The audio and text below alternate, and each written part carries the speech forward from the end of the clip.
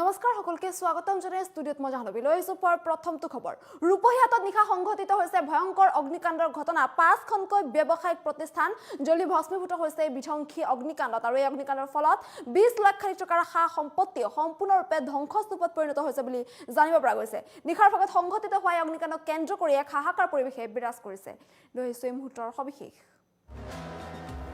মাজনিশাই ৰূপহীহাটত সংঘটিত হৈছে ভয়ংকৰ ঘটনা আৰু মাজনিশাৰ ৰূপহীহাটত এই বিধ্বংসী অগ্নিকাণ্ডৰ ঘটনা সংঘটিত হোৱা বুলি জানিব পৰা গৈছে দাওকৈ জ্বলি উঠিল 5খনকৈ ব্যৱসায়িক প্ৰতিষ্ঠান সম্পূৰ্ণৰূপে জ্বলি ভস্মীভূত হৈছে বিধ্বংসী অগ্নিকাণ্ডত প্ৰথমতে ৰক্ষা পৰে বৃহত্তৰ ৰূপহীহাট বজাৰ আৰু বৃহত্তৰ ৰূপহীহাট বজাৰ কোনোমতে ৰক্ষা পৰিছে ভয়ংকৰ ঘটনাৰ পৰা অগ্নিকাণ্ডত জ্বলি ভস্মীভূত হয় 20 লাখ টকাৰ সা সম্পত্তি আৰু এই ব্যৱসায়িক প্ৰতিষ্ঠানসমূহৰ 20 লাখ টকাৰ সা সম্পত্তি সম্পূৰ্ণৰূপে ধ্বংসস্তূপত পৰিণত হৈছে বৈদ্যুতিক শ্বৰ্ট সাৰ্কিটৰ ফলতে জুইৰ সূত্ৰপাত বুলি সন্দেহ কৰিছে স্থানীয় ৰাইজে ৰায়হান আলম ইমৰান শ্বাহ আৰু আহিদুল ইছলামৰ ব্যৱসায়িক প্ৰতিষ্ঠান জ্বলি ভস্মীভূত হৈছে বুলি জানিব পৰা গৈছে লগতে জমিৰ উদ্দিনৰ ব্যৱসায়িক প্ৰতিষ্ঠানো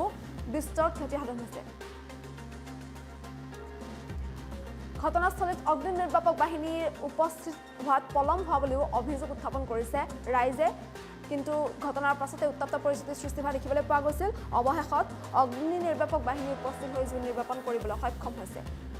ৰূপহীহাটত সংঘটিত হৈছে বিধ্বংসী অগ্নিকাণ্ডৰ ঘটনা মাজনিশা সংঘটিত হোৱা অগ্নিকাণ্ডক কেন্দ্ৰ কৰি এক হাহাকাৰ পৰিৱেশে বিৰাজ কৰা দেখিবলৈ পোৱা গৈছে কিয়নো 5খনকৈ ব্যৱসায়িক প্ৰতিষ্ঠান জ্বলি সম্পূৰ্ণৰূপে ভস্মীভূত হৈছে যাৰ ফলত এক হাহাকাৰ পৰিৱেশে বিৰাজ কৰা দেখিবলৈ পোৱা গৈছে আৰু বৃহত্তৰ যি ৰূপহীহাট বজাৰ সেই ৰূপহীহাট বজাৰ কোনোমতে ৰক্ষা পৰিছে বিশেষকৈ যিহেতু এখন বজাৰ হয় বজাৰৰ মাজতে যিহেতু এইদৰে ভয়ংকৰ অগ্নিকাণ্ড সংঘটিত হোৱা দেখিবলৈ পোৱা গৈছে তেনেস্থলত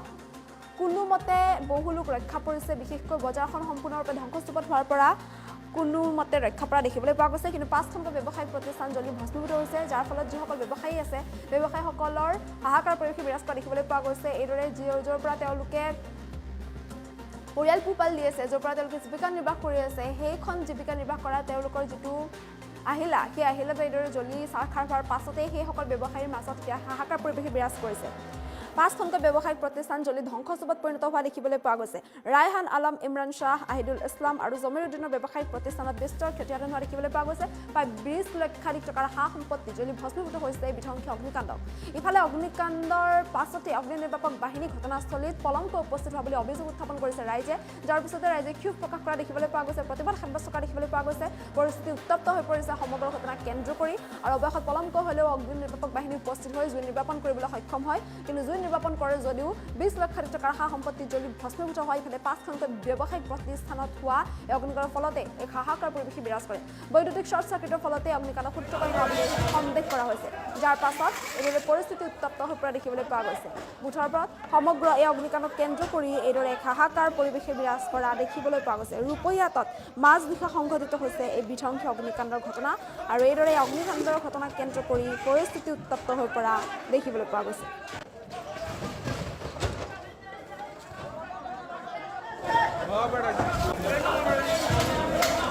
সন্ধিয়া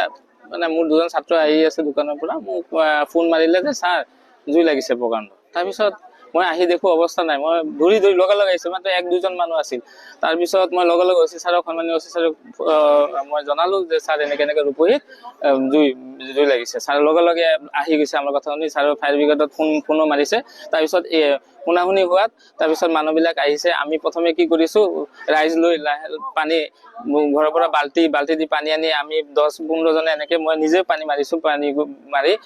কিন্তু এইটো একমাত্ৰ হৈছে যে আমাৰ ৰূপহীত প্ৰপাৰ ফায়াৰ ব্ৰিগেড ষ্টেচন নাই আমি বাৰম্বাৰ প্ৰতি বছৰে আমি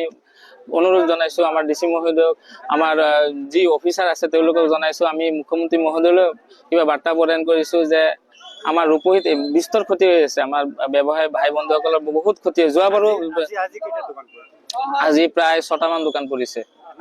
আনুমানিক 20 লাখৰ ওপৰত ক্ষয়ক্ষতি হৈছে কি দোকান আছে ইয়াত আপোনাৰ ফাৰ্নিচাৰ দোকান আছিলে মোবাইল ৰিপেয়াৰিং লগতে মোবাইল এচেসৰিজৰ দোকান আছিলে ফায়াৰ ব্ৰিগেডত আপোনাৰ পলমকে আহিছে হয় এইটো কি খামখেলি কৰিছে খামখেলি আছে ইহঁতৰ নাজানো আমি সাধাৰণ ৰাইজ গলে 10 পৰা 15 মিনিট লাগে নগাঁৱৰ পৰা ৰূপহীলৈকে কিয় দেৰি হৈছে এইটো গম নাপাওঁ কি বিচাৰিব আমি বিচাৰো যে অতি শীঘ্ৰে আমাৰ অসম চৰকাৰে ব্যৱস্থা কৰি আমাৰ ৰূপহীবাসী ৰাইজৰ কাৰণে এই সমস্যাৰ পৰা পৰিত্ৰাণ পাবৰ কাৰণে যাতে ফায়াৰ ব্ৰিগেড অৱস্থা এটা ব্যৱস্থা কৰে তাৰ কাৰণে আমি কাতৰ অনুৰোধ কৰিছো সমগ্ৰ ৰূপহী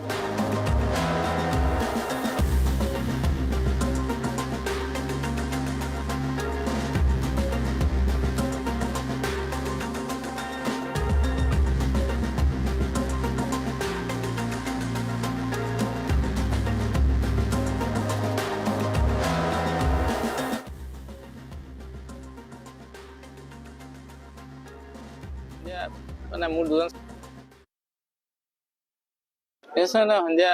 মানে মোৰ দুজন ছাত্ৰ আহি আছে দোকানৰ পৰা মোক ফোন মাৰিলে যে ছাৰ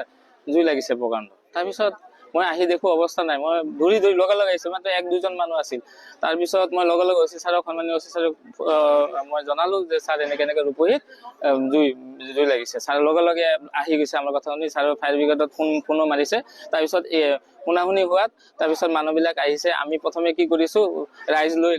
পানী ঘৰৰ পৰা বাল্টি দি পানী আনি আমি 10-15 জনে এনেকে মই নিজে পানী মাৰিছো, পানী মাৰি কিন্তু এইটো একমাত্ৰ হৈছে যে আমাৰ ৰূপহীত প্ৰপাৰ ফায়াৰ ব্ৰিগেড ষ্টেচন নাই। আমি বাৰম্বাৰ প্ৰতি বছৰে আমি অনুৰোধ জনাইছো আমাৰ ডিচি মহোদয়ক, আমাৰ যি অফিচাৰ আছে তেওঁলোকক জনাইছো, আমি মুখ্যমন্ত্ৰী মহোদয়লৈ কিবা বাৰ্তা প্ৰদান কৰিছো যে আমাৰ ৰূপহীত বিস্তৰ ক্ষতি হৈ আছে, আমাৰ ব্যৱসায় ভাই বন্ধুসকলৰ বহুত ক্ষতি হয়। যোৱাবাৰো আজি প্ৰায় 6টামান দোকান পৰিছে, আনুমানিক 20 লাখৰ ওপৰত ক্ষয়ক্ষতি হৈছে। কি দোকান আছে? ইয়াত আপোনাৰ ফাৰ্নিচাৰ দোকান আছিলে, মোবাইল ৰিপেয়াৰিং, লগতে মোবাইল এচেছৰিজৰ দোকান আছিলে। ফায়াৰ ব্ৰিগেডত আপোনাৰ পলমকে আহিছে।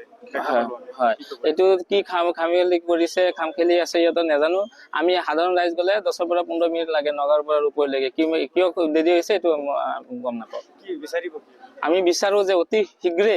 আমাৰ অসম চৰকাৰে ব্যৱস্থা কৰি আমাৰ ৰূপহীবাসী ৰাইজৰ কাৰণে এই